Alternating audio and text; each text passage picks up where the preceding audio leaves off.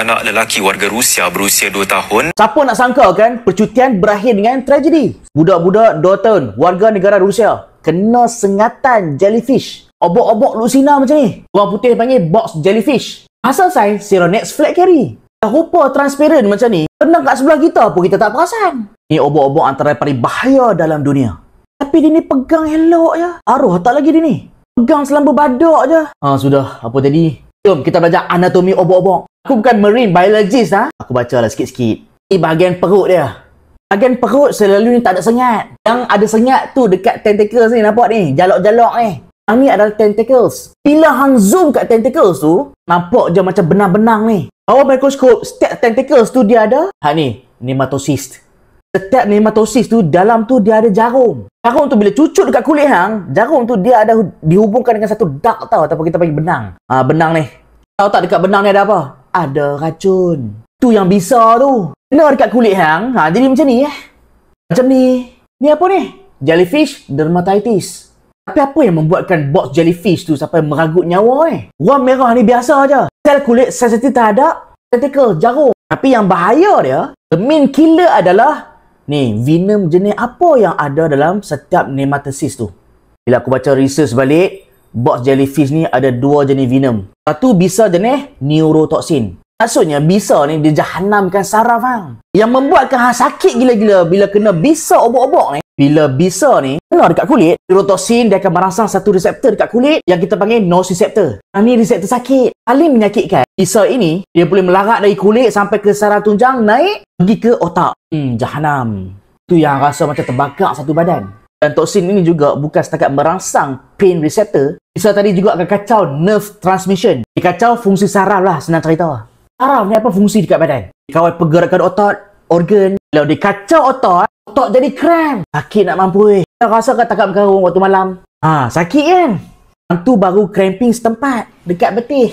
Try bayangkan kalau bisa ni dia bagi cramp otot satu badan. Sakit ke tak? Of course sakit. Try bayang. Hang cramp ketika hang berenang. Hang rasa-rasa boleh berenang lagi ke tak? Yes.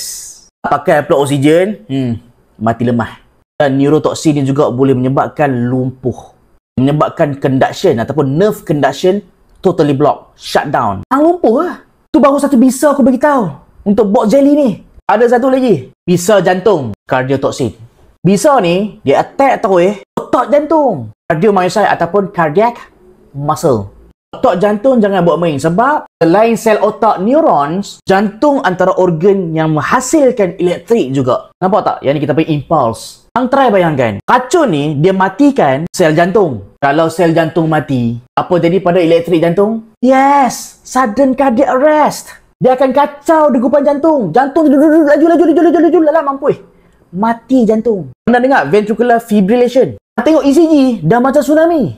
Normal ECG cantik je. ECG inilah menandakan degupan jantung disebabkan oleh ventricular fibrillation. Toksin ni boleh punca yang akhirnya jantung boleh stop berfungsi. Sudden cardiac arrest. Bahaya ke obok-obok ni? Of course bahaya. Neurotoxin, cardiotoxin. Korang tahu tak dua bisa ni ada pada ulang, especially spesies naja-naja, Indian cobra. Dia ada neurotoxin, dia ada cardiotoxin. Nampak obok-obok ni lah cobe cute-nya. Taklah ganas nampak macam ulang kan. Tapi bisa mereka sama je.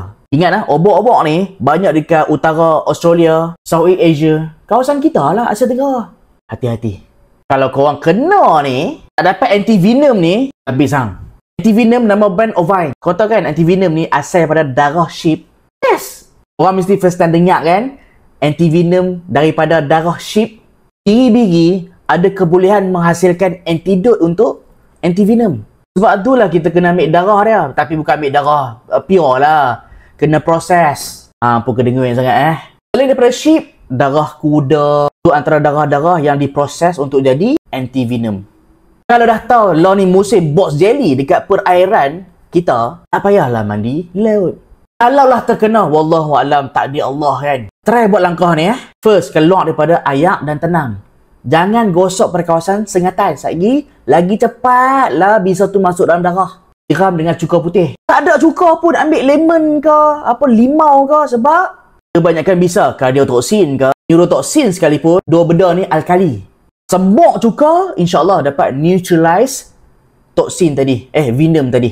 Dan kalau boleh, tolong buang tentacle yang dekat kulit kita. Sebab apa aku explain tadi? Dekat tentacles dia ada nematosis yang ada racun. Bisa.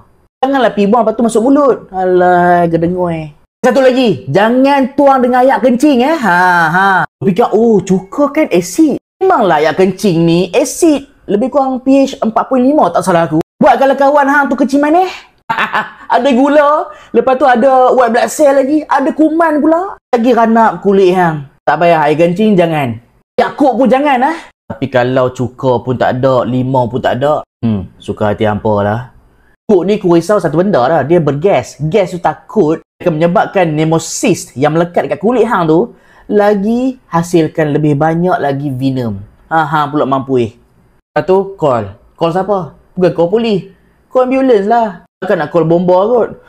Haru sungguh lah. Tapi kesian sungguh lah kat pasangan ni. Main cuti, nak seronok-seronok, nak mandi-mandi. Budak-budak suka berenang, mandi laut. Jadi pula macam ni.